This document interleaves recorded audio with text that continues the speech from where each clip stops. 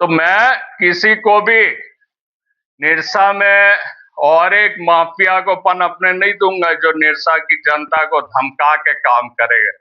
यदि कोई सोच रहा निरसा में धमका के कोई काम कर लेंगे तो हम ये गलत फहमी है।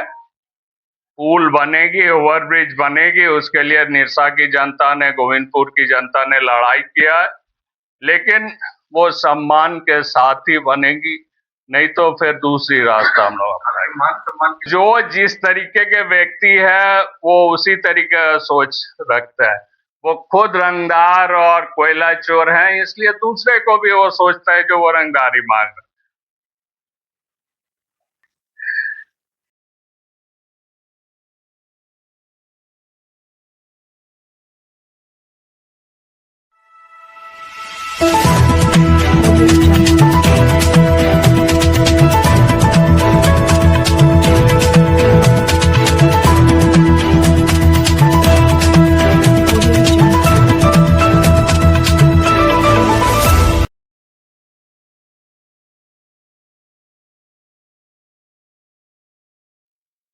सिर्फ ये नहीं, मैं कहता हूं जो ये जमीन आप चास, चंदन क्यारी, निरसा, पूरे धनबाद जिला में चल जाइए, लगातार ये जो पैसा है 2 नंबर का पैसा ये खपत करते जा रही है जमीन। अब पूरी जमीन ये खरीदते जा रहे विभिन्न नाम से।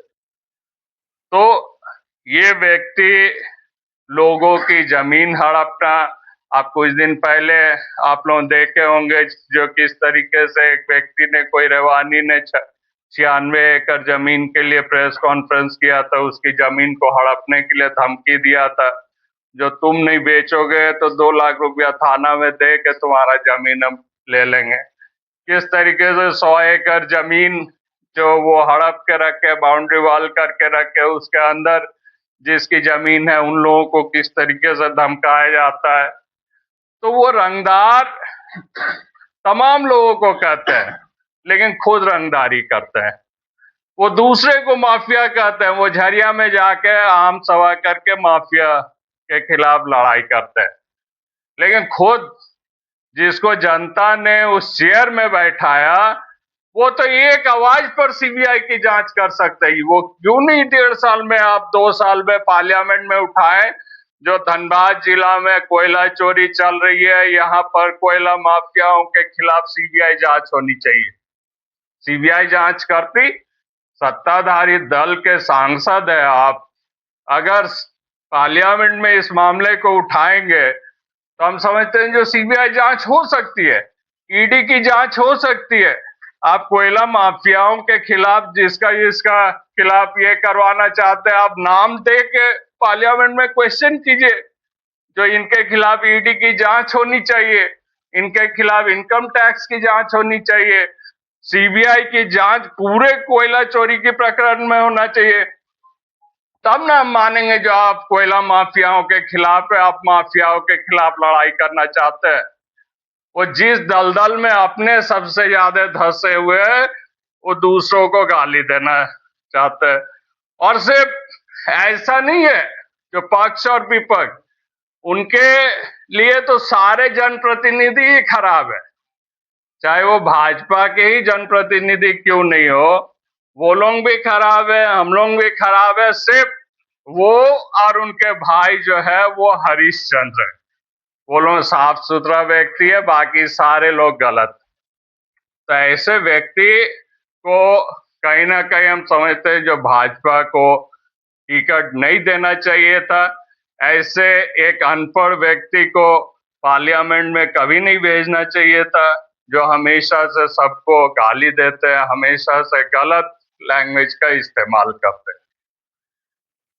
आप लोग पूछिए, कुछ पूछिए। गरीबों के विधायक हैं तो सबसे पहले तो 100 एकड़ जो कब्जा करके रखा है वो गरीबों को बांट देना चाहिए, 1-1 डिसमिल करके बांट दे तो हम समझिएंगे, हम मान लेंगे वो गरीब का विधायक।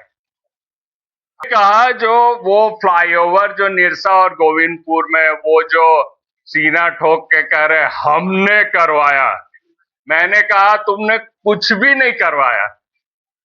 आप मान लीजिए जो 4 जून 2024 को इलेक्शन की रिजल्ट निकली। 4 जून 2024 को इलेक्शन का रिजल्ट निकला और शायद 24 तारीख को 24 जून को वोट टेकिंग हुआ पार्लियामेंट। 11 जुलाई 2024 को दोनों ओवरब्रिज की टेंडर निकली। मतलब आप 18 या 19 दिन का गैप हुआ। तो हो ये बात सही है, जो जैसे ही दिल्ली में सुना जो ढुल्लू महतो जीत गए हैं, तब तक दिल्ली की गद्दी हिलने लगी और बिना डीपीआर बिना सर्वे का ही वो सैंक्शन हो गया। जो ढुल्लू जी आ रहे उसके पहले ही सारा सैंक्शन कर दे। ये तो एक अनपढ़ गवार व्यक्ति का काम है। वो अनपढ़ हो सकते हैं, लेकिन धनबाद की जनता तो अनपढ़ नहीं है। कोई भी आप इतनी बड़ी प्रोजेक्ट जब सैंक्शन हो रही है, उसकी सर्वे होती है, इनिशियल सैंक्शन होती है, फिर डीपीआर बनती है, फिर डीपीआर सैंक्शन होती है, फिर वो मॉर्थ से सैंक्शन होती है, एनएच से फिर मॉर्थ पे जाते, फिर वहां सैंक्शन होती है, फिर टेंडर होती है, फिर वो बजट एलोकेशन होती है। क्या ढुल्लू का कहना है जो किसी का कोई इसमें हिस्सेदारी नहीं है? क्या गोविंदपुर नागरिक समिति इसके लिए लड़ाई नहीं की है? क्या निरसा नागरिक समिति लड़ाई नहीं किया? क्या हम लोगों ने 1.5 साल तक एनएच का काम रोक के, जब रघुवर दास जी सीएम थे, गडकरी जी वहां आए थे, उनके साथ मीटिंग हुई थी, तब सांसद महोदय हमारे पीएन सिंह भी थे। हमारे पीएन सिंह की कोई भी भूमिका नहीं है, उसने कुछ भी नहीं किया। सिर्फ ढुल्लू महतो जीतते ही वो टेंडर हो गई 18 दिन में। ये तो किसी को बेवकूफ बनाए तो वो भी सोच समझ के बेवकूफ बनाना चाहिए। हमारे लोग जो है इतने अनपढ़ थोड़े ना है। उनकी कोई भूमिका नहीं, उनकी जीरो भूमिका है। हाँ ये है जो उनके कार्यकाल में वो सांसद बने, उनके कार्यकाल में पैसा की एलोकेशन हुई है, बजट की एलोकेशन हुई है। वो तो कुछ भी टेंडर होगा, डीपीआर पास होगा तो बजट की एलोकेशन होगी। उनके कार्यकाल में वो काम स्टार्ट हुई है। ये है तो वो तो ऊपर वाले की देन है और पीछे की लोगों की काम है जो वो किए। मैं कहता हूं, ये चैलेंज के साथ कहता हूं, जो ढुल्लू के कार्यकाल में एक ड्रेन तक दिल्ली से वो नहीं ला सका। ड्रेन, मैं कहता हूं ड्रेन, ट्रेन नहीं। अभी तक एक काम उसने दिल्ली से सैंक्शन करवा नहीं सका। गया पुल, जो मैंने हमेशा सुना है धनबाद के आपके विधायक का राज सिन्हा जी को उठाते हुए, शेखर जी भी कई बार जब भी मुख्यमंत्री से मिले हैं वो उठाए थे। राज सिन्हा जी हमेशा विधानसभा में इस मामले को उठाते रहे। और अगर किसी का देन मांगेंगे तो इनकी देन है। लेकिन जैसे ही जिस दिन कैबिनेट से सैंक्शन हुई, प्रेस कॉन्फ्रेंस हुआ, नेक्स्ट दिन ढुल्लू जी कहते हमने करवा दिया। मतलब किसी का कोई भूमिका नहीं है, सब ढुल्लू जी करवा रहे। मैंने ढुल्लू को कभी गया पुल को लेके उठाते नहीं देखा। वो गया पुल गया में है ना मुंगेर में, यही नहीं जानते हमको लगता है। तो जो भी सैंक्शन हो रही है ढुल्लू बोलते हैं हमने करवा दिया। अरे आप अपनी कुछ तथ्य तो दिखाएंगे जो भाई ये करके हमने सैंक्शन करवाए। कुछ चीजें पार्लियामेंट पे उठाए, स्टार्ट क्वेश्चंस के माध्यम से उठाएं, बहस में नहीं, स्टार्ट क्वेश्चंस के माध्यम से उठाएं वो। और धनबाद में जो काम रुकी हुई है उन तमाम चीजों को करवाएं। गलत जो माफिया है, कोयला चोरी के खिलाफ, तमाम चीजों के खिलाफ वो वहां पर सीबीआई जांच, उच्च स्तरीय जांच की मांग करे, तब मैं समझूंगा वो सही जनप्रतिनिधि है। नहीं तो लोगों को बेवकूफ बनाना, बाहरी भीतरी को लड़ाई करवाना, यही उनका काम है। और एक विदेश भाव लोगों के बीच में पैदा कर। फ्लाईओवर बनी है, वो फ्लाईओवर किसी कंपनी को मिला, उसने सब कॉन्ट्रैक्ट दूसरी एक कंपनी को दिया। हाँ, जीत एशिया को दिया गया है।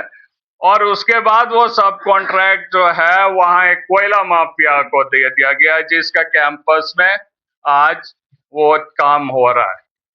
पिछले 1.5 साल हो गया, मैंने कभी गोविंदपुर में रोकने नहीं किया, लेकिन मेरे क्षेत्र में काम होगा तो निश्चय ही ये प्रोटोकॉल कहती है जो भाई हम लोगों को शिलान्यास करवाएगा वो सम्मान दे। हम ये नहीं कह रहे, हमने लड़ा है उस चीज के लिए, ढुलू महतो ने नहीं लड़ा है, हमने लड़ा है, हमने धरना दिया, सब कुछ किया। तो वो आदमी, वो व्यक्ति को आज कोयला माफिया, वो कोयला चोरी भी करेगा, बालू सप्लाई भी करेगा, गिट्टी सप्लाई भी करेगा, मैन पावर सप्लाई भी करेगा, ये तो हम लोग नहीं मान सकते।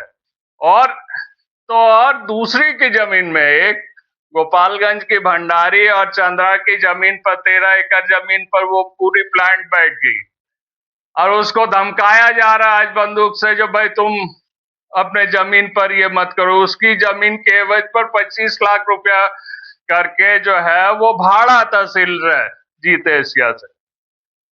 तो प्रशासन जांच करे, जिस जमीन पर वो प्लांट लगी है वो जमीन किसका है, वो उस कोयला माफिया का है न यहाँ के गांव वाले का, गोपालगंज के गांव वाले का है जिसका वो भाड़ा तसल्ली कर रहे हैं। अगर ढुल्लू में दम है तो उसकी जांच करे, खुद जांच करे और वो जमीन खाली करवाए, और नहीं तो उस जमीन के एवज पर जो भाड़ा बैठती है वो दिलाए।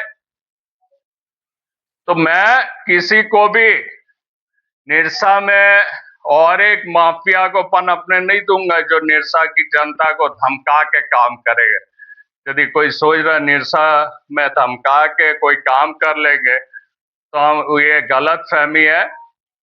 पुल बनेगी, ओवरब्रिज बनेगी, उसके लिए निरसा की जनता ने, गोविंदपुर की जनता ने लड़ाई किया है, लेकिन वो सम्मान के साथ ही बनेगी, नहीं तो फिर दूसरी रास्ता हम लोग अपनाएंगे। जो जिस तरीके के व्यक्ति है वो उसी तरीके का सोच रखता है। वो खुद रंगदार और कोयला चोर हैं, इसलिए दूसरे को भी वो सोचता है जो वो रंगदारी मांग रहा है।